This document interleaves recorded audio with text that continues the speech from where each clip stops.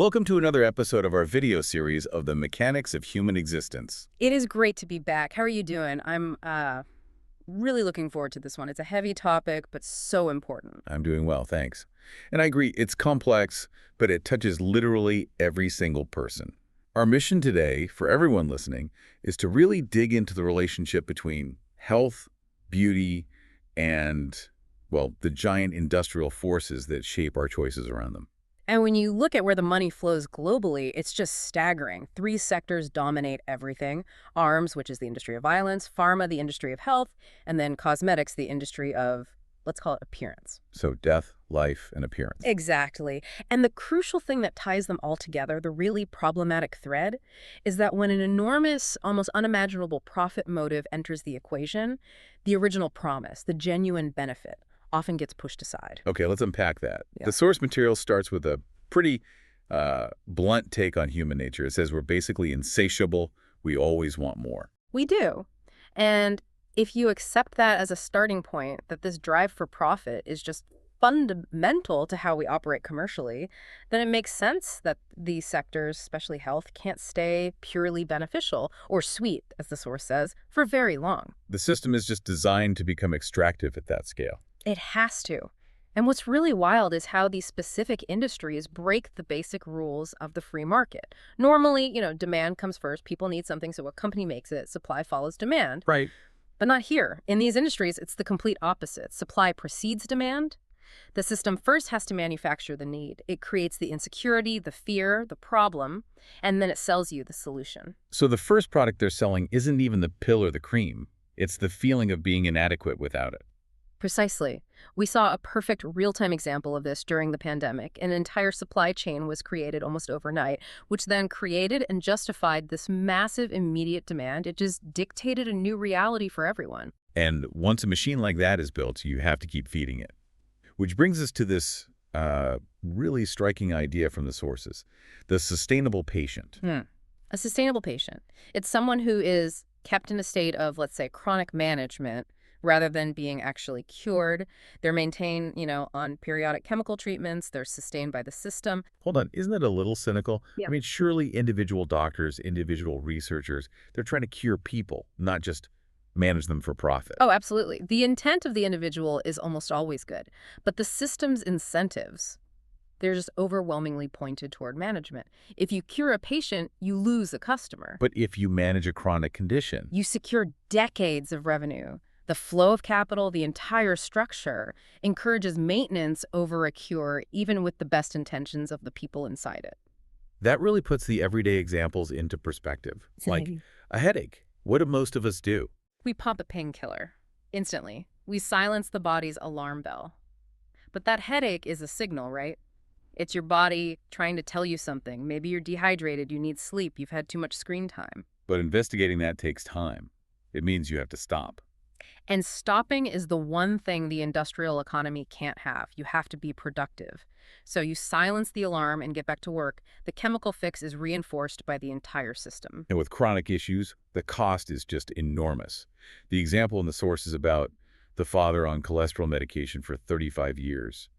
That was just astounding. 35 years, paying his dues to the system. And then, much later, with more advanced testing, they found out he had a very specific genetic defect. His arteries were just built differently. So the cholesterol medication he was taking was essentially useless for his actual condition. It was totally irrelevant. His body was going to form those blockages no matter what his cholesterol number was. It's a perfect example of a generic, one-size-fits-all model completely failing an individual's genetic reality. It's a huge flaw. So if we're pouring all these resources into managing our internal state, let's pivot to the external. Let's talk about the industrialization of beauty. Yes, and the word itself, cosmetics, holds such a deep irony. The root is cosmos. Which means order, harmony, the opposite of chaos. Exactly, a magnificent, harmonious order. Yet what often happens, this obsessive chase for external perfection, getting rid of every line, every flaw, it often leads to total internal anarchy, internal chaos. You end up with this perfect, marble-like exterior, but the person inside feels more fragmented than ever. Precisely. And this focus on the exterior puts us right in the world of toxicology, because our skin, it isn't a wall, it's a delivery system. What you put on it, you absorb. Transdermal patches are standard medicine for a reason. It's a very effective route. So let's look at sunscreen. Huge marketing success since the 70s. You have two basic types. The chemical sunscreens, they act like a sponge, they absorb UV radiation. But here's the kicker. Your body also absorbs those chemicals. Whereas the other kind, the physical blockers like zinc oxide, Yeah. they just sit on top and act like a mirror, reflecting the light away. Right. And those absorbed chemicals are often potent endocrine disruptors. Hormone disruptors. Think of your hormones as tiny keys that fit into specific locks in your body, running everything. These chemicals are like badly made copies of those keys. They can jam the lock or open it at the wrong time, sending all the wrong signals. And it doesn't take much to cause a problem, does it? Hormones operate at such tiny concentrations. Parts per million. It's incredibly delicate. And the evidence is piling up. They find these chemicals in a mother's amniotic fluid, in a newborn's urine. They build up in our fat tissue, which is kind of the body's long-term garbage dump. This is a generational problem. We should probably give a specific warning here about one chemical in particular, homosalate. Yes. Homosalate is everywhere. It's a cheap, very common chemical filter, and it's a known endocrine disruptor.